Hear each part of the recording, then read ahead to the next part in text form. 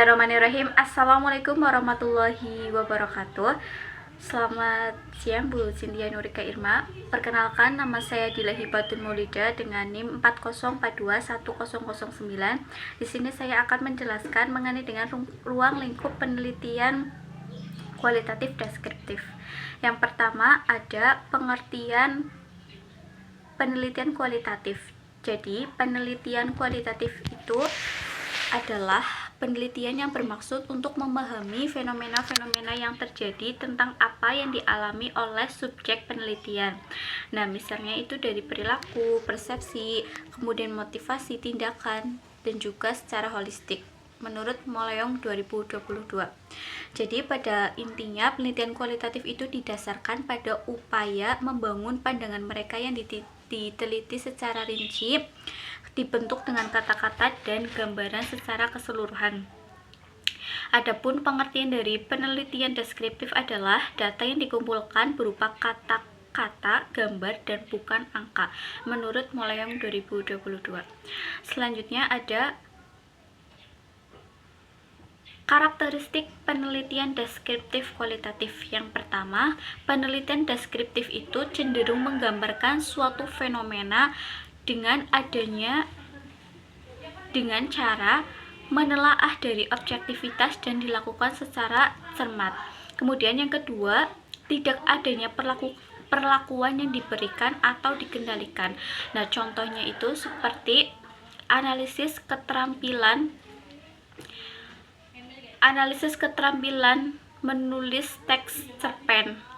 Nah, itu tidak ada perlakuan, sehingga itu termasuk dalam penelitian deskriptif. Nah, jika ada perlakuan, itu berarti ada sebuah metode yang ditawarkan. Misalkan analisis keterampilan menulis itu hanya menganalisis atau mendeskripsikan bagaimana sih keterampilan menulis teks deskripsi itu tanpa adanya perlakuan atau metode yang ada di dalamnya. Kemudian yang ketiga yaitu tidak adanya uji atau hipotesis. Kemudian selanjutnya ada tujuan penelitian deskriptif kualitatif. Secara umum, tujuan dari penelitian deskriptif kualitatif itu menggambarkan secara utuh dan mendalam mengenai berbagai fenomena yang diteliti.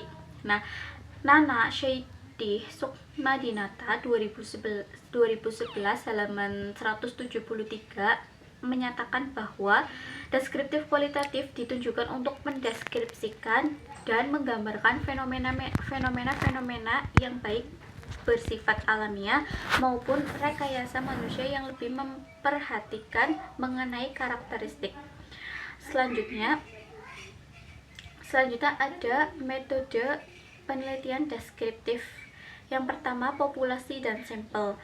Menurut Sugiono 2017 halaman 215 menyatakan bahwa populasi itu merupakan wilayah generalisasi yang terdiri atas subjek ataupun objek yang mempunyai kualitas karakteristik tertentu ditetapkan oleh penelitian untuk dipelajari dan kemudian disimpulkan. Selanjutnya yang kedua yaitu sampel. Menurut Moleong 2015 menjelaskan bahwa terdapat dua syarat yang harus dipenuhi dalam pengambilan sampel, yaitu ada sampel representatif yang berarti mewakili dan juga ada sampel yang harus memadai. Kemudian selanjutnya ada sumber data. Nah, menurut Moleong 2014 halaman 157 mengungkapkan bahwa sumber data utama dalam penelitian kualitatif deskriptif itu adalah kata-kata. Kemudian selebihnya itu adalah data tambahan seperti dokumentasi. Kemudian data primer juga menjadi penunjang dalam sumber data. Data primer itu adalah data yang diperoleh secara langsung dari objek penelitian dengan menggunakan alat pengukuran atau alat pengambil data langsung pada objek penelitian sebagai sumber informasi. Selanjutnya ada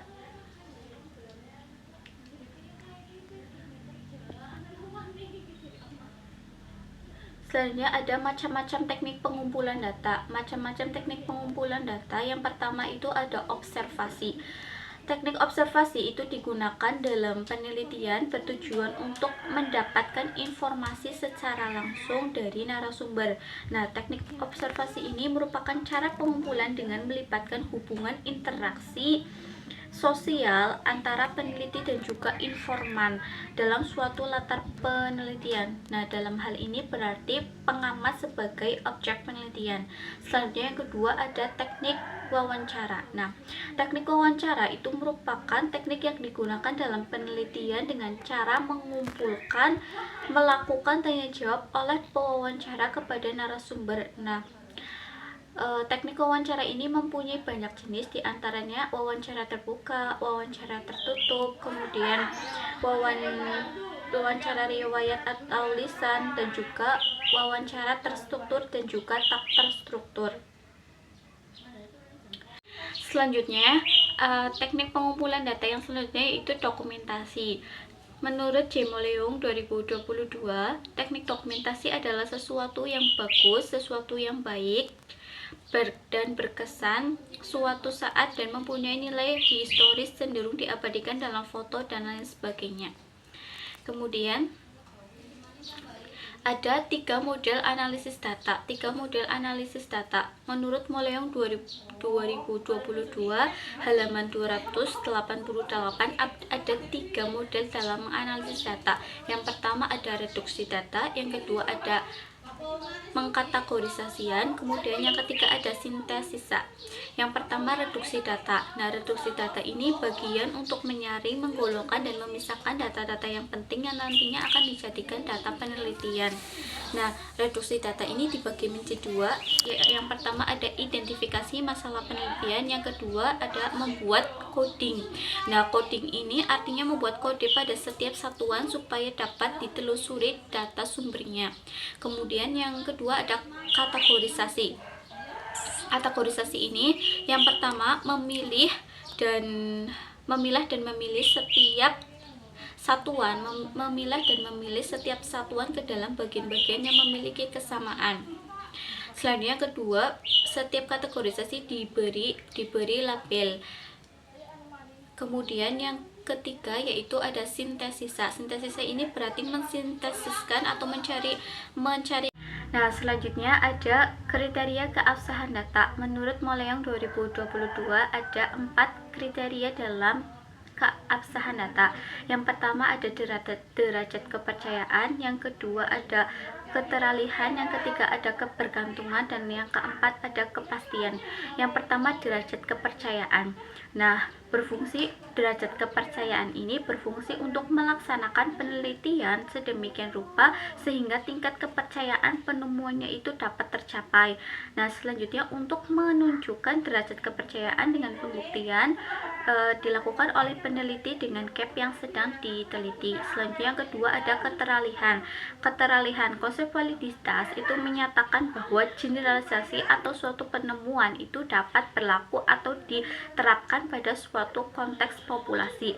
Selanjutnya yang ketiga ada kebergantungan. Nah, kebergantungan ini konsep kebergantungan ini lebih luas dari reliabilitas. Hal tersebut disebabkan oleh peninjauan dari segi bahwa konsep itu memperhitungkan segalanya. Selanjutnya yaitu kepastian. Nah, data itu harus pasti dengan dikumpulkannya bukti-bukti pemerolehan data, bukan asumsi semata. Selanjutnya yaitu kesimpulan. Kesimpulan dalam penelitian kualitatif deskriptif yang diterapkan yaitu berupa temuan yang sebelumnya itu belum pernah ada.